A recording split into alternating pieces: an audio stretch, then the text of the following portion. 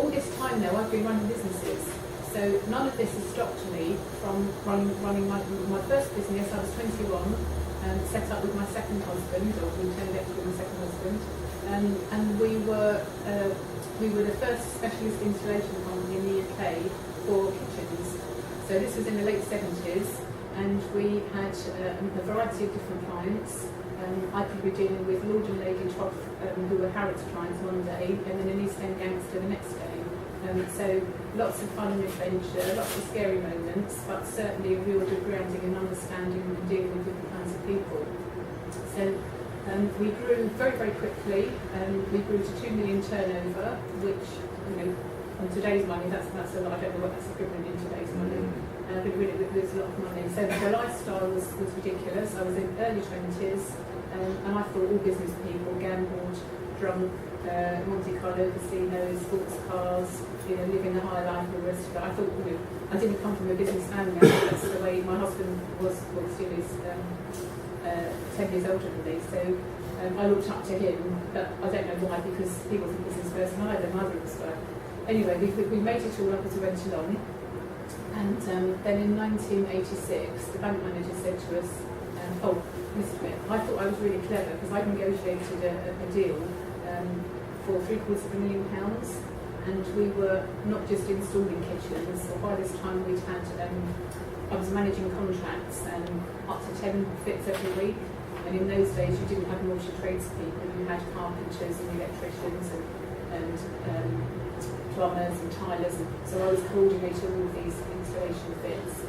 Years later I was told that that's project management, but I just kind of made it up. Common sense. Common sense management is how I do things. So then we also progressed. We then went to one showroom we opened, then another kitchen showroom. We were doing all Harrods bits. Harrods was selling the kitchens, and then we were doing all I was doing project management and installing them with the guys. We went up to 4 showrooms. We also had a manufacturing outfit. We made our own kitchens as well as other people's kitchens. Then what did we do? We had a concession in Debenhams and Oxford Street in London. So we were quite big in those days, and we were the leaders. So, but what we didn't do, we didn't keep our eyes open on the market, what was happening around us.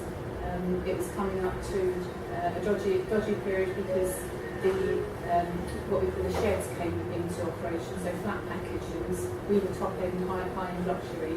People were spending £25,000, £30,000 on the kitchen in those days.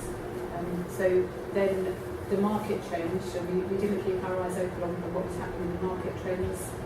We didn't have any financial systems, processes. We just had money coming in, we spent it. Money came in, we spent more, and so on. So working on a master's degree, and some people who've got 3 degrees because of their 3rd degree, I didn't know how to write a report or the words they used. So I'd go home every weekend with this list of all these words, and I'd put these words up and so on. But it took me a huge amount, and I graduated when I was 40 with an MBA in legal practice, and that's one of the best things I've ever done. So what happened then, I said to the law firm that I was working with at the time, it would only take me 18 months to sort, they had a debt problem, so it would take me 18 months to sort their problem out and the staff and so on and so forth. That's why I embarked on the MBA, because I was getting bored with the role.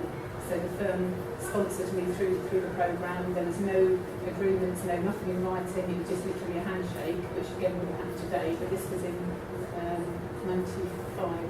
Yeah, I started in 95, finished in 97.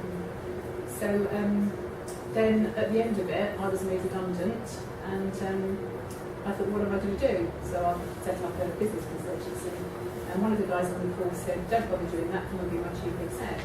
So I did that, and stupidly sold the house, moved the family up to Lincolnshire, and within a short space of time found that the senior partner was crooked. And when his wife said to me that and he also said that they wanted me to cover his back, he and I had spoken about me running the business while he then he didn't like the management side of it, so he said he liked the legal work, so I was to cover his back on the running the business. But I very soon found some anomalies, and I reported into the Law Society and one thing and another. So that was a very difficult time. Husband of the day had to break down. Son came back from nursery with the F word, so it was a challenging time. And I didn't know then that I had a son with Asperger's syndrome. So that's been another challenge. We came back to London, had nowhere to live, no money, no job, no nothing.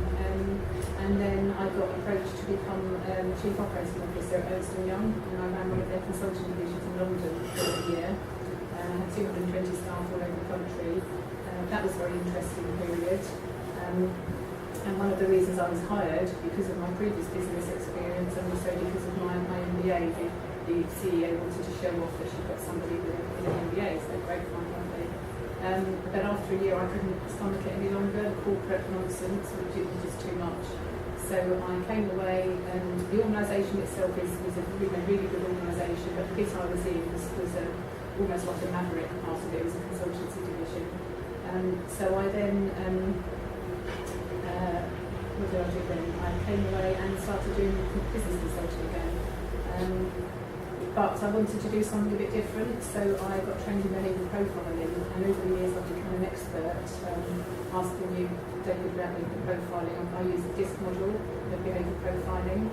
But what I've done, I link it to health, because so many business owners don't consider their health. If you haven't got your health, you haven't got a business, and that's it.